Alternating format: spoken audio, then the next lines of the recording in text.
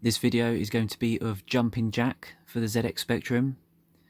The only model of Spectrum that I have is this 128K toast rack model. I think the full name is ZX Spectrum Plus 128K. But this game is such an old game that it's actually one of the very early ones that was compatible with 16K Spectrums. So this is a very simple game. It's very quick to load, and it's actually by that company Imagine, that are famous for being on a BBC documentary, and they were being filmed as the company was being closed down.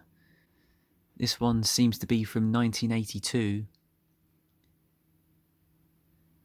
And like I said, I've actually played it already and I've done the video.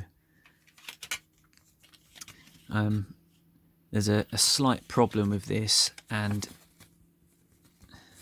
well, the previous owner has written loads of stuff all over it. One little problem I have with this game is that you can only play it with the keyboard, and you can see there left and right is symbol shift and space. Now symbol shift and space are that far apart, so it's a little bit awkward unless you use two hands. And jump is caps shift, so you can't really, it's a bit awkward. You can play it with one hand. Alright, let's play some Jumping Jack. As soon as I put the plug in, it comes on and it starts off on this screen. I'm going to load it up the old-fashioned way by going into 48K basic.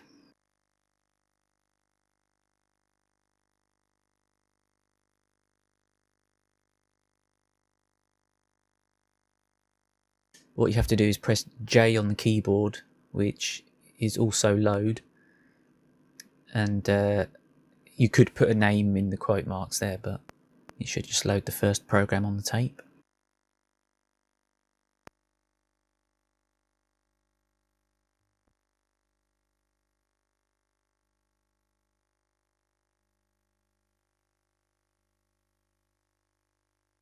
And because this is a 16K game, it loads really quickly.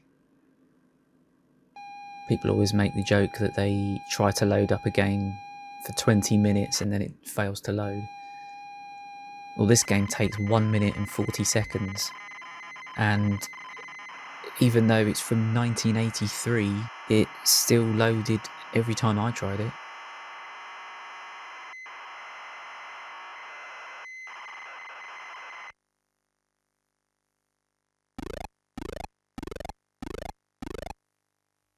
That's a cool little loading screen.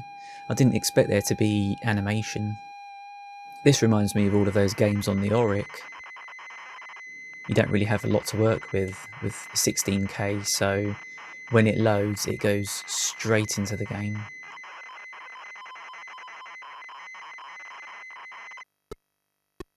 There you are at the bottom, ready to go. You have to get to the top of the screen. Thankfully, there's no time limit.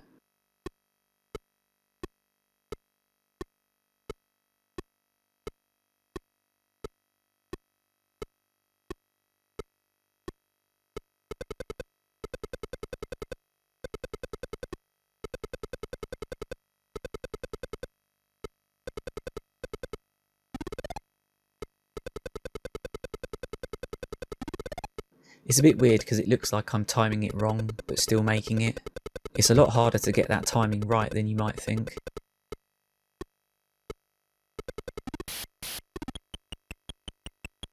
Oh yeah, and you can fall down again. As simple as this is, it does get more complicated later on. Each new screen adds new obstacles. That little guy's quite charming, isn't he?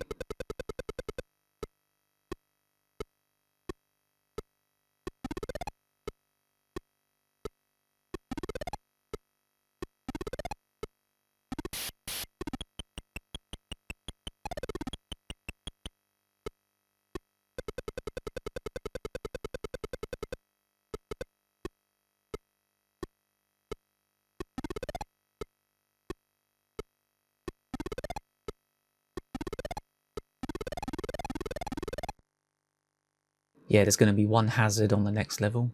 I read there's 20 screens. I've got a feeling this is one of those never-ending games, so if you do make it to screen 20, it'll probably go back to screen 1, so you can just get a high score.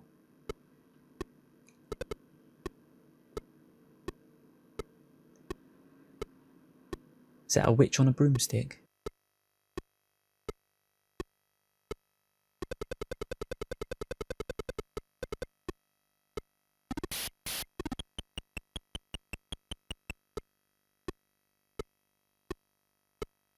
It's a shame I couldn't use my joystick, because it does make it a lot more difficult to play using the keyboard. I think it was probably designed for the earlier model of Spectrum's keyboards, because obviously the older models didn't exist back in 1983.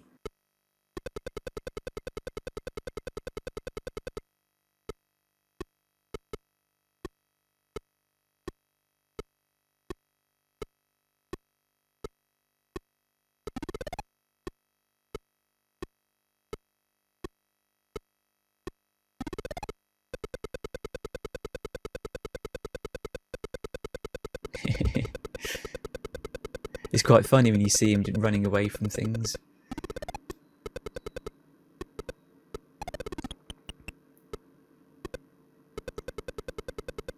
I am struggling a bit here. This is only the second screen.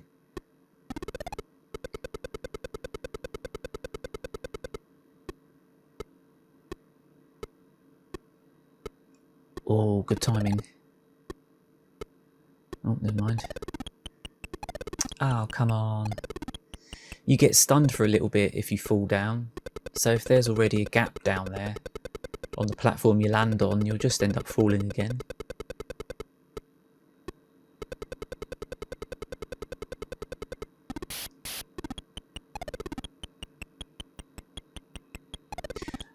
I did look up on this a little bit before I did this video, and it turns out that this game was also converted to 8-bit Atari computers, and it was also on the Dragon 32.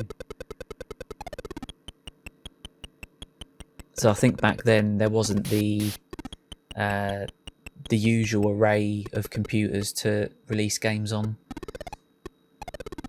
After a certain point, it was just the Commodore 64, ZX Spectrum, and the Amstrad CPC.